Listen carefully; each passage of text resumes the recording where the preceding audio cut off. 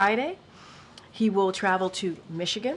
During these visits, the president will highlight how his Investing in America agenda is ensuring a brighter, more prosperous future for families. And now I am thrilled to introduce Secretary Tom Perez, former Secretary of the Department of Labor, obviously, Director of Intergovernmental Affairs, to talk about his engagement and what he's experienced on the ground, talking about investing in America, and also talking a little bit about what the president was able to do moments ago. Excellent. All right. Thanks, Karine. Good afternoon, everyone. It's great to be here with all of you. As you heard from Karine, and you saw recently, a few minutes ago, quite frankly, from the president, President Biden kicked off the first in a series of engagements to highlight the impacts of his Investing in America agenda. In addition to the travel that was described to Wisconsin and Michigan, he will have conversations on a regular basis with American families who've been positively impacted by the historic investments of the Biden-Harris administration. He'll also hear from mayors, local elected officials, community leaders, and others about how these investments have transformed their lives and their communities. And as a senior advisor to the president and the director of our Office of Intergovernmental Affairs, I work closely with state and local elected officials, with union leaders, faith leaders, community leaders. I've had the privilege, to make a long story short, of making a lot of house calls in communities across the country over the past 15 months or so, and observing how they've been transformed by this Investing in America agenda. You're well aware of the historic progress that the Biden-Harris administration has made in job creation, healthcare access, and so many other critical areas. Behind every statistic, I learned a long time ago, is a real person, a family, a community that's seen progress and seen hope. When I went to Wausau, Wisconsin, for instance, I joined the Pfau family in front of their home that they've owned for over 40 years. And for as long as they lived there, they'd been drinking lead-contaminated water. Through funding from the bipartisan infrastructure law, they had their pipes removed and replaced by union labor, I might add. One of their young grandkids even helped switch on the new water service line. Thanks to the president, 3 generations of the Pfau family now have access to clean water. No family should have to worry that the water from their tap will poison their kids or their grandkids. President Biden and Vice President Harris know that a fighting chance at the American dream includes access to clean water, and have made this historic commitment to replacing every lead pipe in America, in homes, in schools, over the next decade. In the Osage Nation in Oklahoma, I met a mom who had moved off the reservation in search of opportunity. She didn't want to leave, but she needed to find work. After our administration invested $40 million to deliver affordable, high-speed internet to the Osage Nation, she returned home and got a job installing the fiber optic cables that will bridge the digital divide across the reservation. She loves her work, and she loves serving her community. In today's world, high-speed internet is like water. It's an essential public good that should be affordable and accessible to everyone. It's also a healthcare imperative. I learned this from meeting a woman who runs a health clinic in rural Wisconsin, and explained that telemedicine is a critical element of their healthcare delivery, especially mental health treatment. If our patients lack high-speed internet, she explained, they lack healthcare, because for all too many people who don't have a car, it's way too far to drive. And as she explained, tragically, the gaps can have literally life and death consequences. That's why the president and vice president have made unprecedented investments to connect Americans in every corner of our country to high-speed internet, so that a person's zip code never determines their destiny. In Macungie, Pennsylvania, I met with union members and company leaders and elected officials at the Mack truck plant that, thanks to significant federal investments, is retooling to produce clean energy trucks.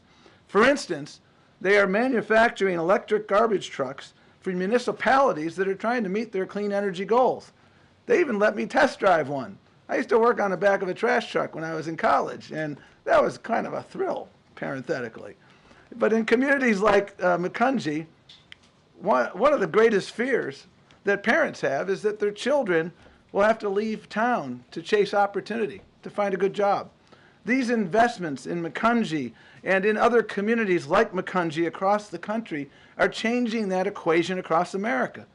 Grandparents don't have to get on a plane to see their grandkids because their sons and daughters have gainful employment in local union shops, like the Mack truck plant. An IBEW member from Alaska told me a while ago that, thanks to the infrastructure investments from the Biden-Harris administration, he has work for the rest of his career. And his son, who also is now a member of the union, has work for years to come. I frankly heard the same thing yesterday from union members in Pittsburgh when I traveled there with the president. The sense of hope and optimism is indeed contagious. I was with Mayor Turk in Allentown, Pennsylvania, and he introduced me to the De La Rosa family, a hardworking family that was struggling to make ends meet because the dad had some health issues and was having some challenges. But thanks to funding from the American Rescue Plan, they were able to move out of their very small apartment that didn't meet their needs into a subsidized, newly constructed townhouse apartment that finally gave their family some breathing room. Their son David, who is 18 years old, gave me a tour. And his highlight, as he said to me, and I remember this like it was yesterday, "Tom, I've never had a backyard before." And he showed me the backyard. First time they ever had one. And by the way, he's got a full ride to UPenn, just started last week.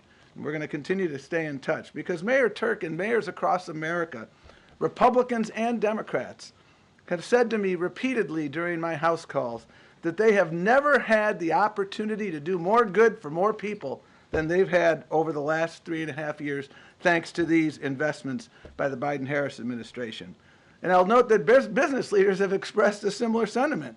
As a former labor secretary, I have a habit of talking to businesses, and I always ask them the same question: what keeps you up at night? The most frequent response I hear these days is workforce. We have a workforce shortage. We have so much opportunity. We need to make sure that we build the skilled workforce to compete. That's undeniably a challenge, but it's a great challenge to have, and it certainly beats the alternative, which is having no work. And one of the glaring lessons I've learned from my travel and conversations with these mayors is how prior waves of infrastructure investment actually created or exacerbated opportunity divides in communities across the country. The fact that American English has the phrase "wrong side of the tracks" tells you everything you need to know about our awareness deep down that infrastructure can divide just as much as it can connect. In my travels to places like Pittsburgh, Milwaukee, Buffalo, Denver, Syracuse, to name only a few, I observed firsthand how prior infrastructure projects from prior generations, like highways and bridges, literally cut generations of families of color off from opportunity, all in the name of progress. In partnership with mayors and state and other local officials, we have been steadily investing to redress these historical wrongs, including impacted communities in the process. In each of these cities, I've heard from residents who are encouraged by the possibilities these investments present for them and for their communities. Smoother transportation routes equal access to jobs, education, and health care, more green space, cleaner air. In short, reconnecting communities has been about and will continue to be about reconnecting opportunities. We want out of the shadows. That was what a person in Syracuse, New York said to me, referring to literally the shadow that I-81 cast along the middle of her neighborhood when it tore it apart. That's ultimately what investing in America is designed to do. It's designed to lift communities out of the shadows, lift the tide so that it floats all the boats, not just the yachts. President Biden has kept his promise to be a president for all people, from small towns to big cities, red, blue, purple states, places that for all too long were overlooked or left out. Because of the president's actions and the vice president's actions and vision, Americans all over the country are seeing and feeling a better, fairer, and more prosperous future on the horizon, a future of endless possibilities. I've had the privilege of seeing those possibilities, and it is indeed exciting. So thank you, and we're happy to take whatever questions folks have. Thank you. Thanks for being here. Just on the investing in America agenda that you were talking about, is there anything you can share on just how the president's thinking about these projects, these goals might have shifted, how he may be sort of reorienting himself since he decided not to seek a second term, for example? Are there projects that he is now viewing with added urgency than compared to a couple months ago? Well, I think the president views every project with urgency because he knows that behind every project is a community clamoring for change and hope and opportunity. And, you know, throughout all of these projects, we have seen real progress. I mentioned Internet for All. We're making progress through the infrastructure bill in ensuring that we are dealing with middle mile, last mile, every mile. And this work is going to continue. I'm frequently asked, well, you know, can we do this faster? And the president has a healthy impatience for progress. And so we're going to continue working with our agency partners to ensure that we can break ground on every project where we've moved forward and get as much done as soon as possible. But, you know, when you're trying to correct a problem that is 50 and 60 years in the making, you know, the reality is that you don't replace every lead pipe overnight. It's not an on-off switch, but we're making tremendous progress. The president and the vice president are very good at setting benchmarks and holding ourselves accountable. The cabinet secretaries as well, and so we'll continue that work. Thanks. In your travels to Pittsburgh and throughout the Rust Belt, what kinds of conversations are you having with unions, companies, workers, about the proposed takeover of U.S. Steel and what that would mean, and how is it informing administration policy right now? Well, the president spoke very clearly about that fact yesterday. Well, he's spoken about it multiple times, as recently as yesterday. U.S. Steel is an iconic United States company, and in his judgment, should remain an iconic United States company.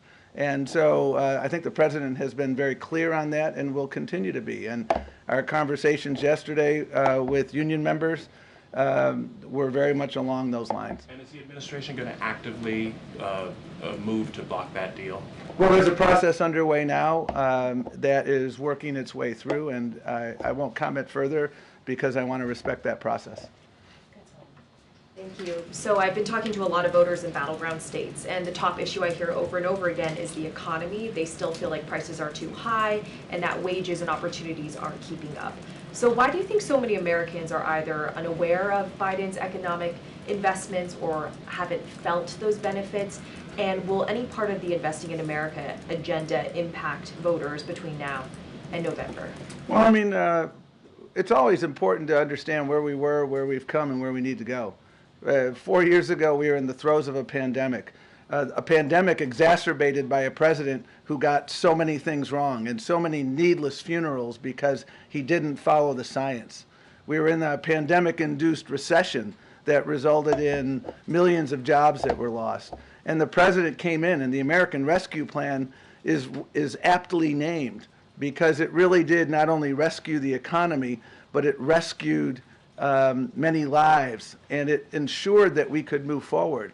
And a number of the investments I've described, lead pipes, internet, high-speed internet for all, these are investments that are well underway, but undeniably there's still more work to be done in those areas.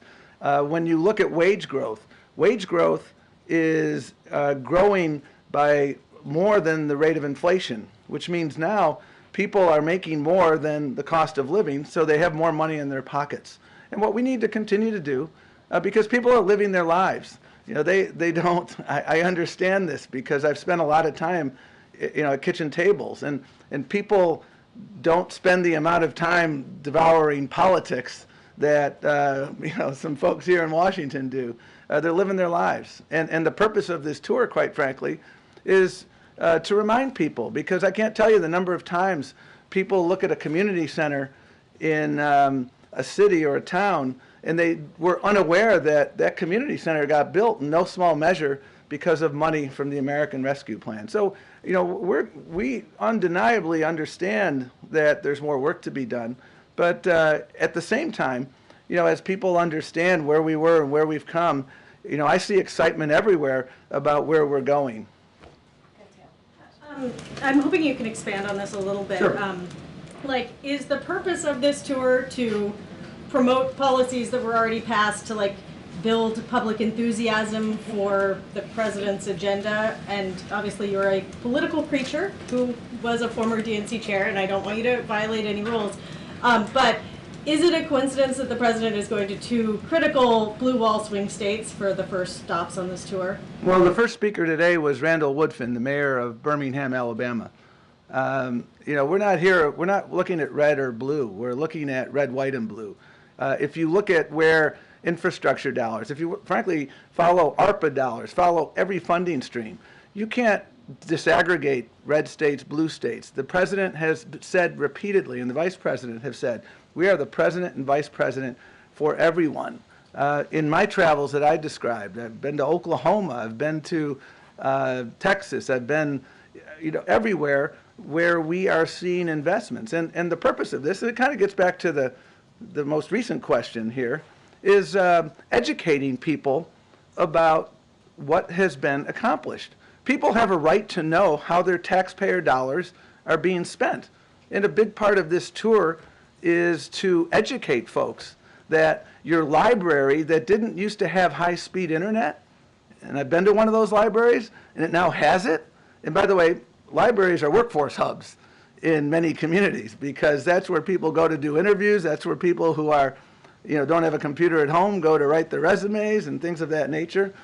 Educating people, I think it's a really important part of governance. It's a really important part of making people believe that government can work for them. And so that's what this tour is about. And just the Wisconsin and Michigan being the first. Well, again, Birmingham, Alabama was the first conversation he had. Zoom and Air Force One Well, landing. I mean, I think if you look at the president's travel and the vice president's travel over the course of this year, when there's a hurricane or a storm, a weather event in Iowa, we were on the phone with the governor of Iowa, approving an emergency declaration overnight. Same thing in Texas and Oklahoma and elsewhere. Storms don't just go to blue states or red states. Storms go everywhere. And that's been the focus of the president, the vice president. Thanks, Secretary. I want to put two things together that you said. Sure. You said the purpose of this tour is to remind people what the president has done for them. You also said taxpayers have a right to know how their tax dollars are getting spent. So how much, can you account for what the budget is for the Biden promotional piece, or the reminding voters of what the president has done for them, this Air Force One travel, the events that he's been holding, versus spending that money back in their communities? Well, it's minuscule compared. Look at the investments that have been made over the course of the last 3.5 years. They are unprecedented in scale and scope.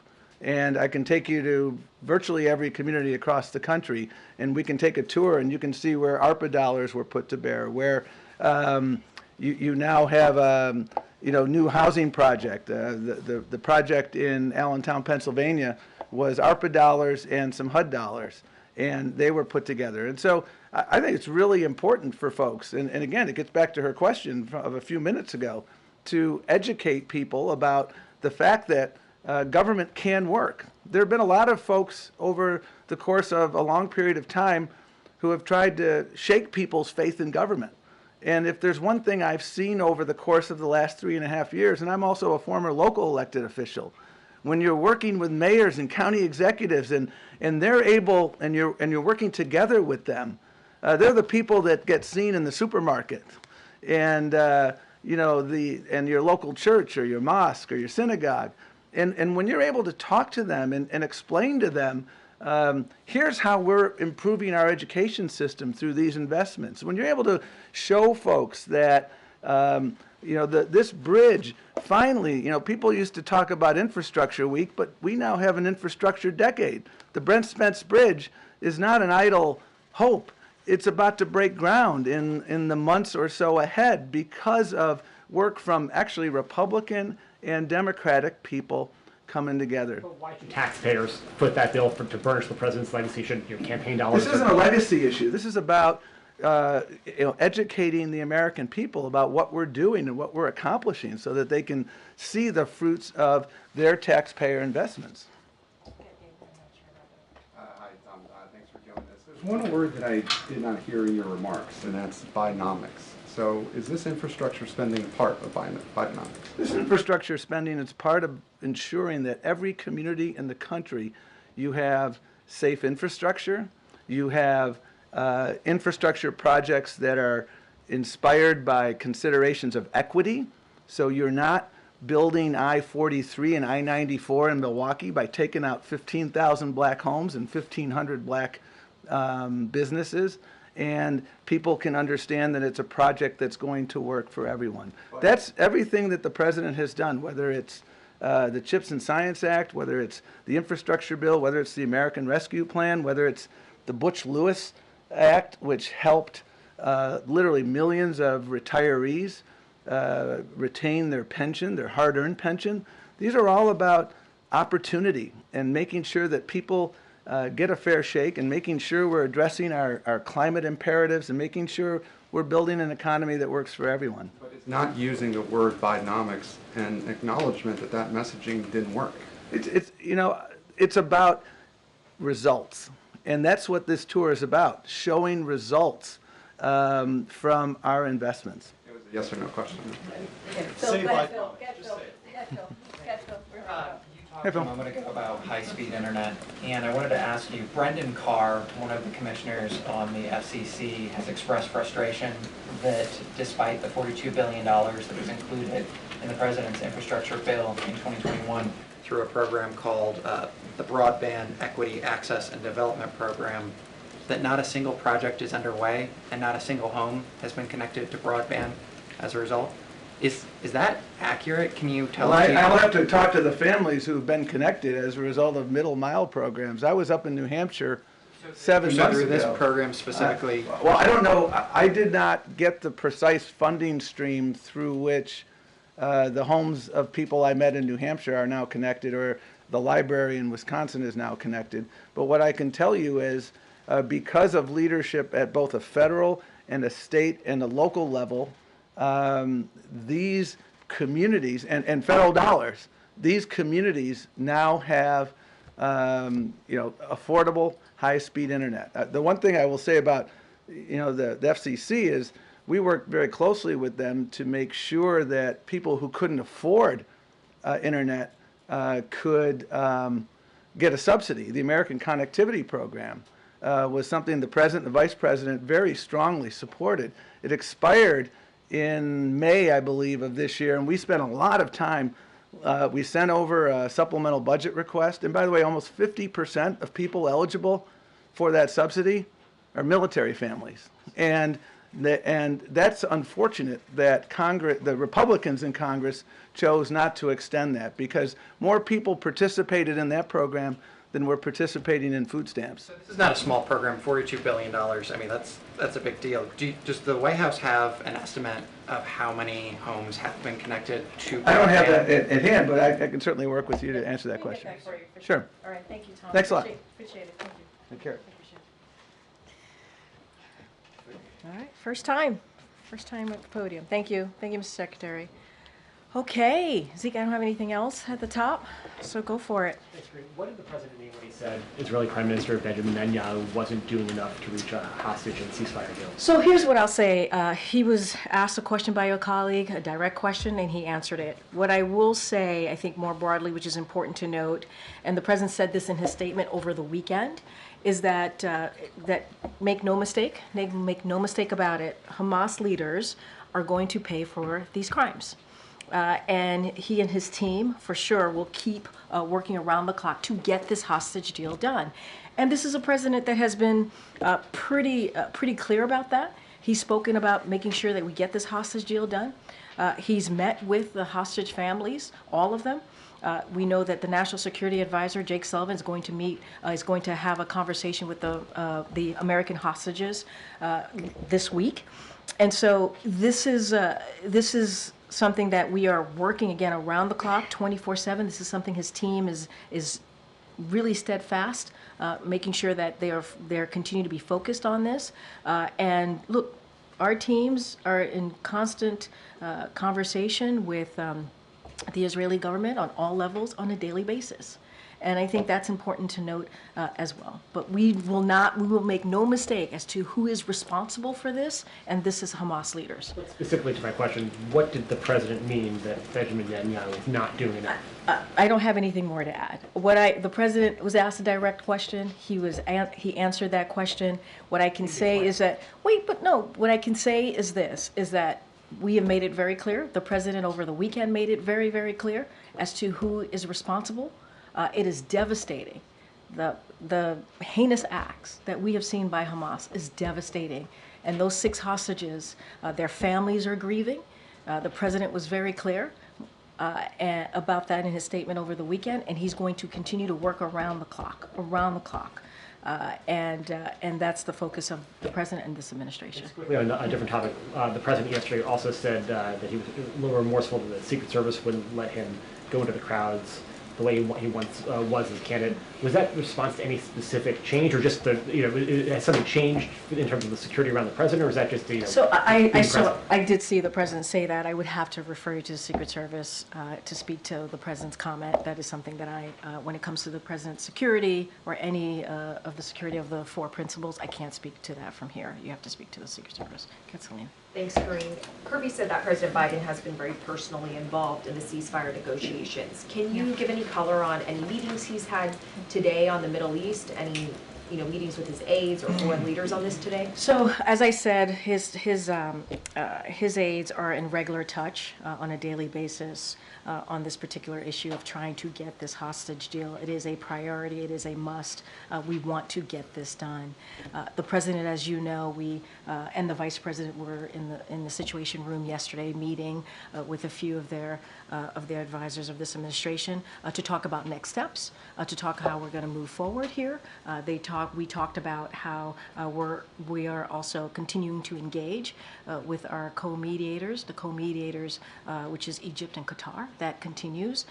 And so the president gets daily updates from his team. He had the PDB this morning and got an update from his team then.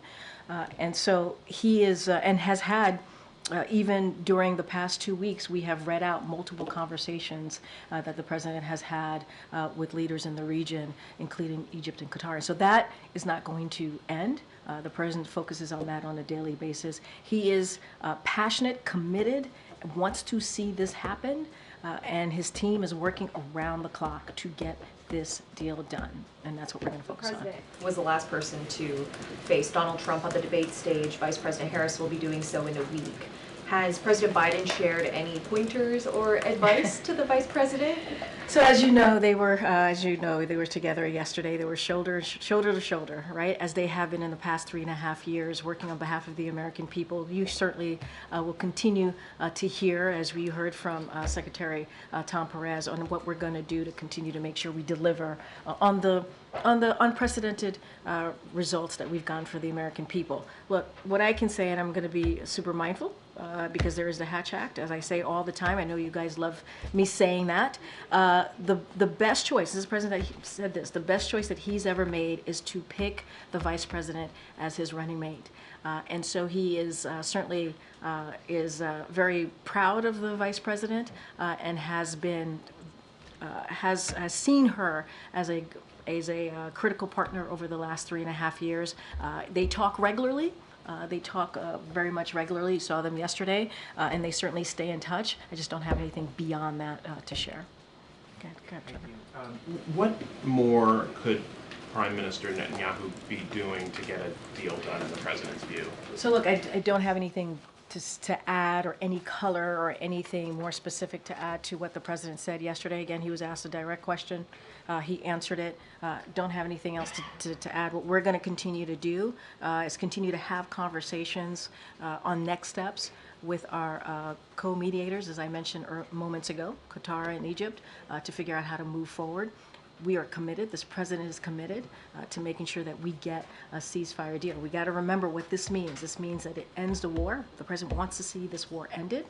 The president wants to see the Palestinian people continue to get relief. We want to up the assistance into Gaza to the Palestinian people, and we want to get hostages home. We want to get hostages home to their family.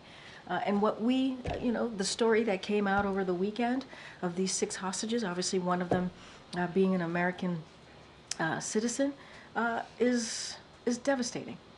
It's devastating. It was it was a devastating news and heinous act that we saw by Hamas. Does the president regard any of the Israeli demands that have been put on the table during these negotiations as unreasonable? I'm not going to negotiate from here. As my colleague from NSC, Admiral Kirby, said as well, we just are not going to negotiate from here. We're not going to go point by point here. We are looking at all options, as we have said before, and we're going to continue to have those consultations with co-mediators, Qatar and Egypt. I just don't want to get ahead of that from here. Does the president see Prime Minister Netanyahu as a good faith actor in these negotiations? Look, the president sees the prime minister as someone he has known for some time now, for decades. They tend to have honest conversations, direct conversations. I'm going to not get into a yes or no here. I'm going to get into what I know their relationship to be. And I think that's what's important. The president wants to get this done. And I'm just going to leave it there. Okay, and when is the president going to speak to the prime minister next? I don't have anything to read out. As you know, over the past several months, almost a year now, the president has talked to the prime minister several times, and we have read out those conversations. I just don't have anything else beyond that. And I also added a couple times moments ago that our team here talks regularly to the Israeli government on all levels on a daily basis, because we want to get this done. We want to get this done. Okay. Thanks, Karine. You referenced the president's statement over the weekend saying that Hamas leaders will pay for their crimes. Are you making a specific reference to actions the U.S. is planning to take to ensure that that will happen? So I'm not going to get into, as you know, we just don't telegraph those types of things. We wanted to send a clear message, and we did. The latest events were heinous. There were heinous murders, and Hamas has even more American blood on its hands, and that's what we want to make sure. And as you stated to me, Hamas leaders will pay for this crime. I'm not going to telegraph from here, from this podium, what that's going to be. That's not something I'm going to do from here. But we wanted to make it very clear about who's responsible and how, and where the United States is on this. You are saying that you are referring to that outcome coming from the U.S.'s actions. Can you just clarify whether you're talking just generally about eventually Hamas will pay for what they have done, or are you talking about the administration ensuring that something will happen, action will be taken to make sure that Hamas leaders will pay for I'm their not going to crime? go beyond the statement. As I said, Hamas leaders will pay for this crime. What we saw over the weekend was the latest heinous murder, and that's what it was. And so we are going to be very clear on calling that out.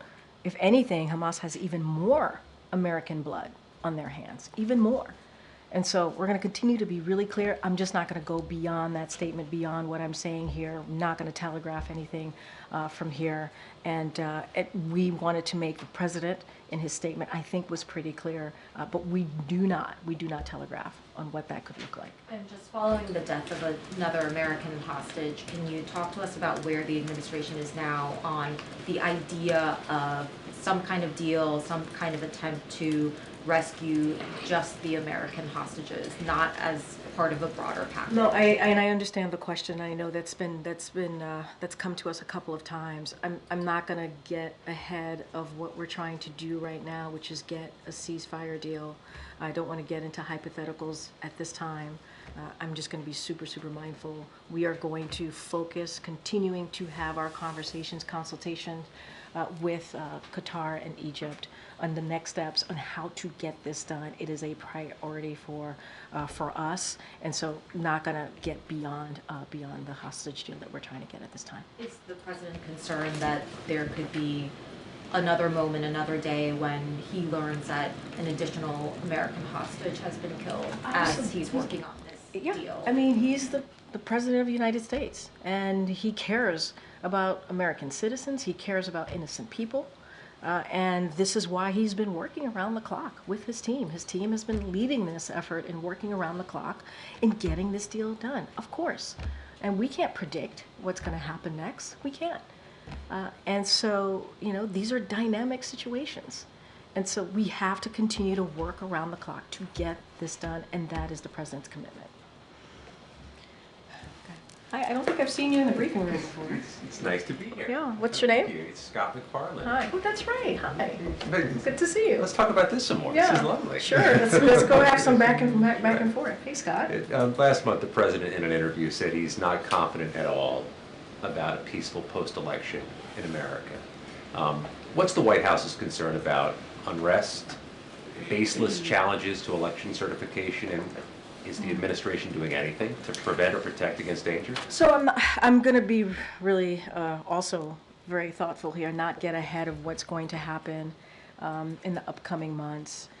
I think, and going back to the answer that the president gave, if you saw what happened on January 6th in 2021, I think any president who cares about our democracy, who cares about our freedom, who cares about free and fair elections, who truly cares about that, would be concerned. You can't be blinded by what happened under the last president. You can't be blinded or forget what happened on that day when 2,000 mobsters, or not mobsters, but a mob of 2,000 people attacked the Capitol. They did. They attacked the Capitol. And they were told to go after the former vice president. And they were told that the elections that had just occurred, that dozens of Republican judges said it was free and fair, and the results were the results. They didn't believe in that. And so that is a scary thought. That is a scary thought. The president obviously is going to do everything that he can to protect our democracy, to protect our freedoms, to protect the free and fair elections. And, and that's what he was talking about.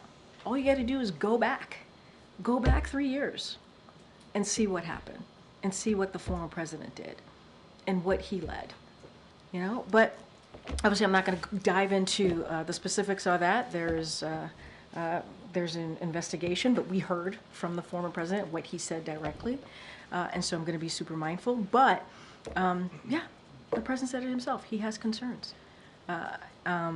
So there's a lot at stake here, something that I've said before. And we know that the American people, we saw this in 2022, they care about our democracy. They care about freedoms. This is something that they truly want to see protected, and that's something that the Biden-Harris administration is going to continue to work on to protect that democracy and freedom.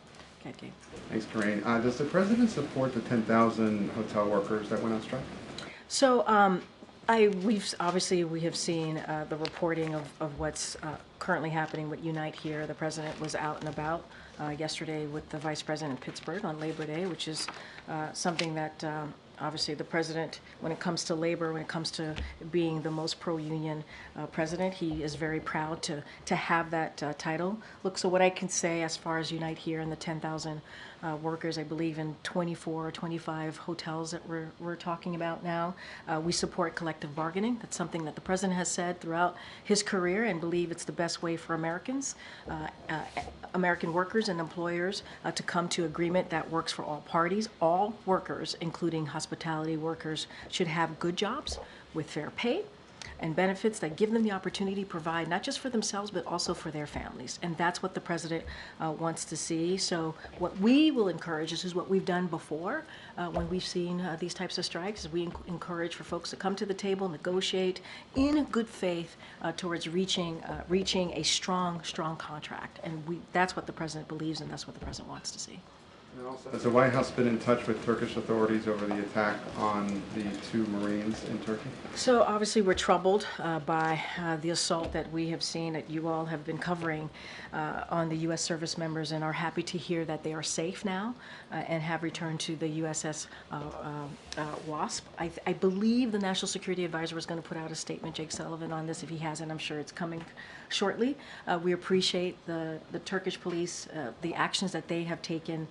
This is a serious matter, and we are holding those responsible accountable, and they are holding, to be more clear, those accountable responsible. And so for anything more on details or specifics on what happened, what's happening, what the Turkish government is doing, or Turkish police is doing, I would refer you to the Department of Defense, who also put out a statement on this as well.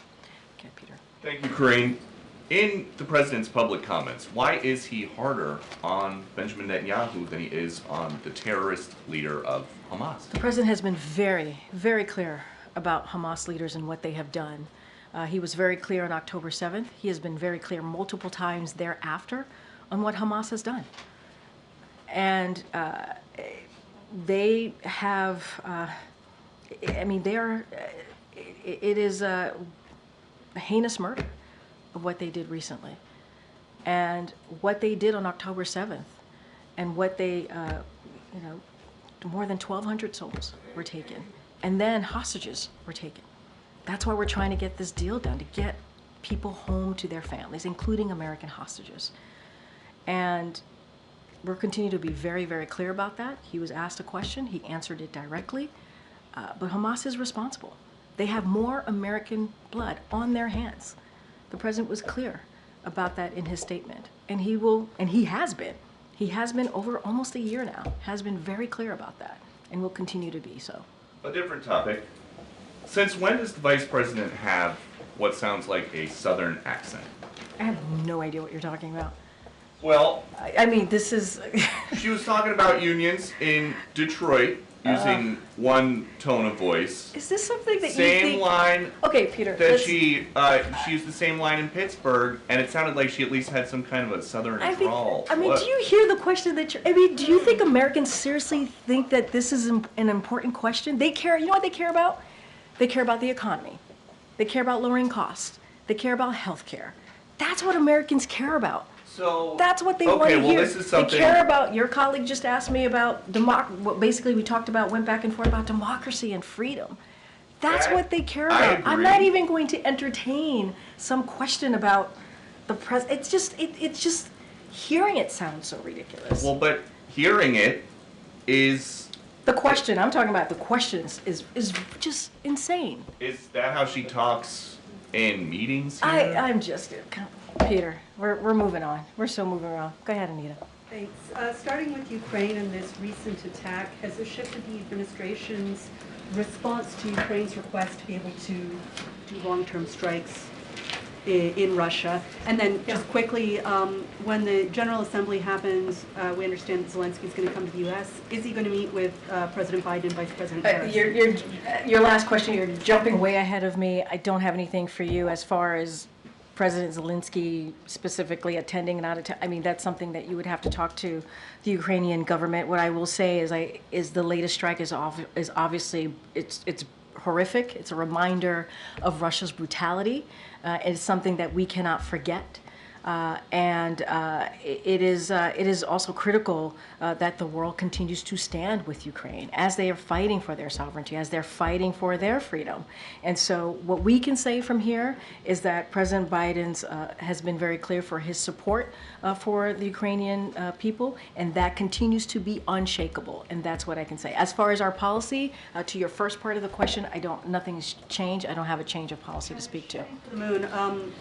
Shooting for the moon. The president of China is coming to the APEC meeting in Peru. President Biden is expected to attend. Are they going to meet? I know National Security Advisor Jake Sullivan spoke to this when he was doing his press conference and when he was in Beijing, I believe last week. I lose track of days and times sometimes. And so I don't have anything to share beyond on what the National Security Advisor shared during his press conference. So I'll leave it there. The president returned from Pennsylvania yesterday. He made a statement to the pool about not getting back out into the large crowds, that the Secret Service saying essentially that it was too dangerous. Can you clarify? Yeah, I was just asked this question, I believe, by Zeke, your colleague, moments ago. I don't have anything else to share beyond what I just shared with Zeke. I believe you asked me these questions. Okay, good. But I just don't have anything to share. No, you have to, this is, when it comes to the president's security or any of the principals, Secret Service, you have to talk to Secret Service about that. They can share more if they choose. And he is going back on the campaign trail this week, so nothing has changed. Nothing has changed as far as his travel. We are going to be out there. As you just heard me speak to him going to Wisconsin on Thursday. He's going to be in Michigan on Friday. We just got back to your point in your question when he was answering answering a question or making a statement yesterday. He was in Pennsylvania. He's looking forward to it. He's looking forward to being out there, speaking directly to the American people, talking about what we've done this last 3.5 years. And so he's excited about that and wants to continue that. Thank you. The Vice President released a political ad this morning where she mentioned that price gouging is a problem in the United States when it comes to grocery prices. And I wanted to see if there's anything that the Biden-Harris administration is doing to address price gouging, if there are targets in mind, and sort of the activity that the administration has around this issue. So look, obviously, we have been very much, an administration has focused on lowering cost. That is something that we continue to do. As one of the most recent events that the president and the vice president had was indeed talking about how to lower prescription drugs. And so that is something that you know that we've done and over the past couple of years. As it relates to the campaign, as it relates to the ad, I got to be mindful. Just I have to say this at the top. Harris campaign can speak to specifically to the ad, but we have made some progress in lowering prices, as I just mentioned about the Medicare. What we've been able to do with beating back pharma and lowering some prices there when it comes to health care.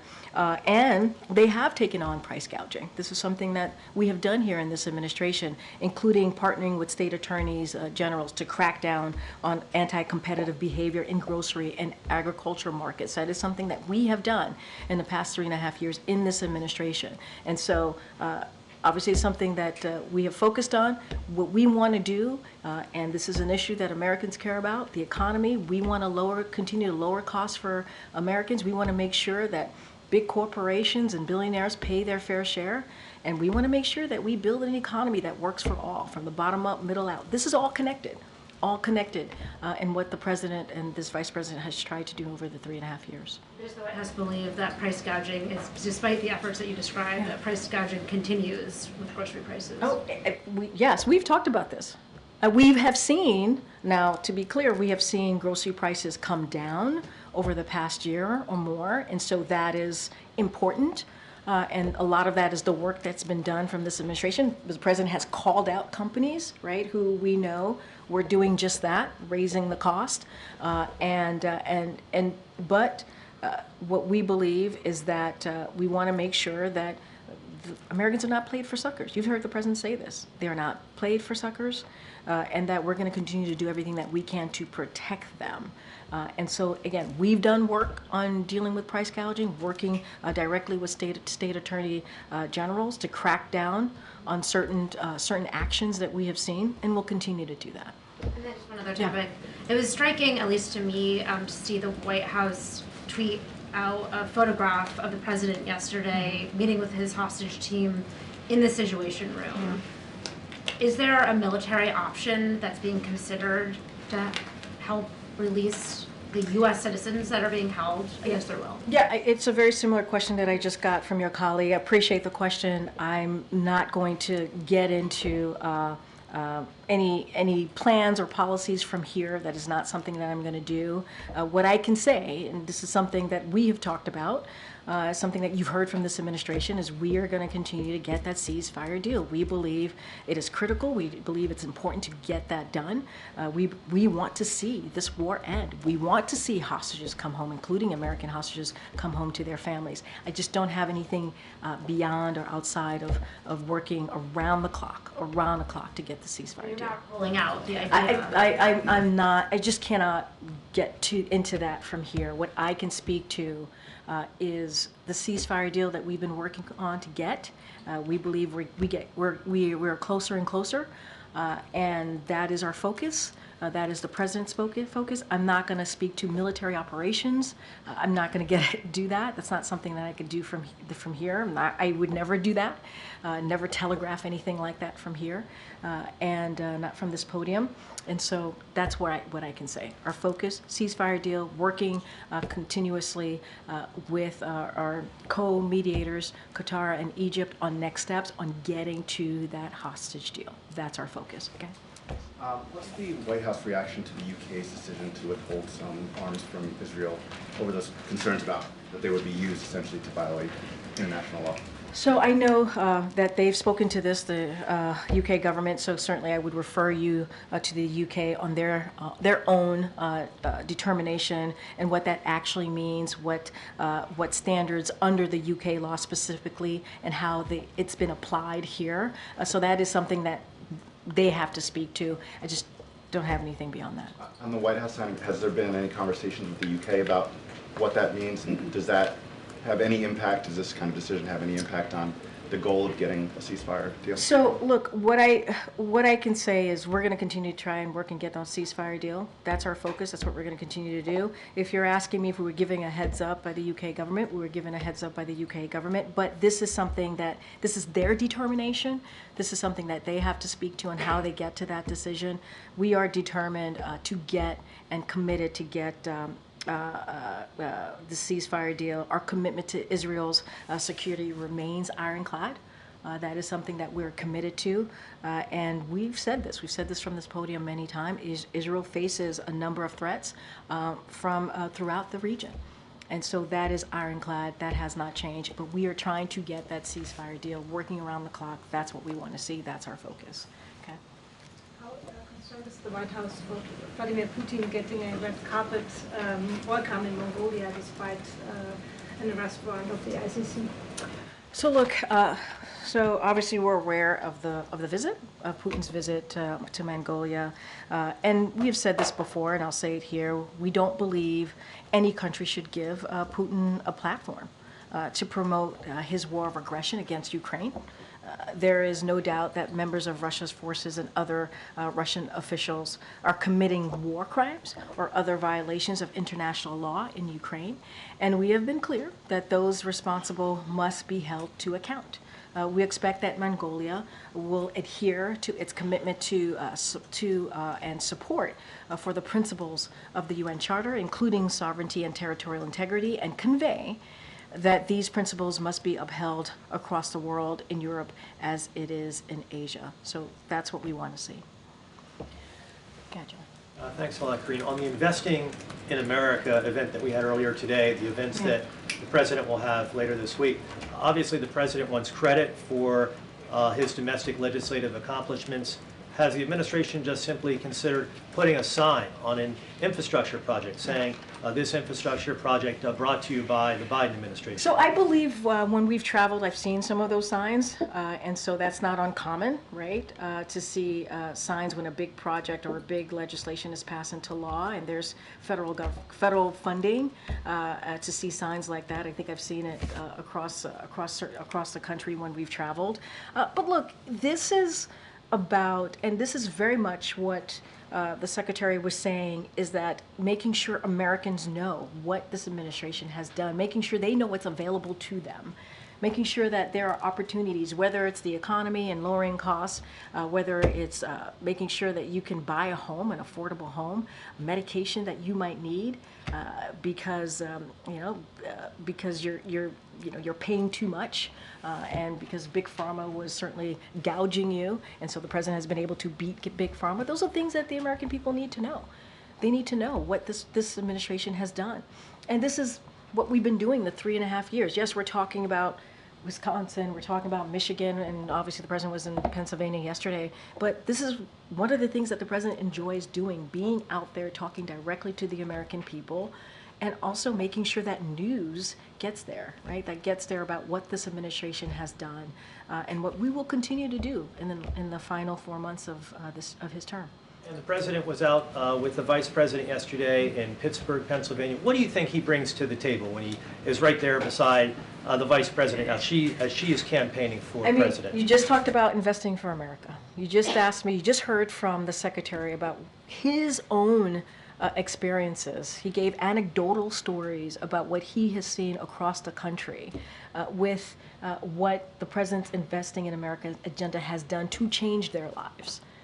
That could not have been done without the president's leadership. It couldn't have. And I think the American people understand that. They understand that leadership matters. They understand that this was a partnership that was done between the president and the vice president. And they understand that the president has been, you know, if you think about senator for 36 years, president for vice president for 8 years, and now president, he brought leadership and experience and was able to reach across the aisle to get historic legislation passed. The secretary talked about Infrastructure Week. In the last administration, that was a joke. It was. We would all joke about how, to this week again is Infrastructure Week. And now because we're able to pass a bipartisan legislation in this political environment, now we have infrastructure decade, and that matters. And that was done because this president had the leadership, had the experience, has the foresight to understand what the American people need and what is discussed around the kitchen table. And so that's what he brings. He brings experience and understanding, and you know, he can speak to the partnership that he's had with the vice president for 3.5 years. I think that's important. Good, Karen. Thanks, Karine. Congress is set to come back to Washington soon, and government funding will be a big priority for them. So here we are again at this time of year. House Republicans seem to be floating a timeline that would push the deadline, like fund the government through next year, or like into 2025, but attach the SAVE Act to this funding bill. What is the White House position on the timeline of that and including that at this point? So, look, and you're right, here we are again, another time period during this year, this time of year, I should say. Look, House Republicans need to stop wasting time on extreme policies and do their job and keep the government open, and they could do that by passing a clean CR, This is something that they can do. And so, look, we said it in a statement of an administrative policy. We said this in July. We strongly oppose this Republican stunt. And as fact checkers across the board have made clear, it is already illegal for non-citizens to vote in federal elections. It's already illegal. If congressional Republicans truly cared, if they really cared about fixing the broken immigration system and securing our border, they would actually pass this bipartisan proposal that came out of the Senate. Instead, they got out of the way because of what the former president said to them. Donald Trump said, do not pass it. Do not move forward with this proposal. So we want to see a clean CR. That's what we want to see. And what kind of outreach is the White House doing with the Hill at this point? And does the president have any plans to engage with congressional leaders? Look, I don't have anything to speak to as it relates. We don't have anything to speak to as it relates to the president's engagement specifically on this issue.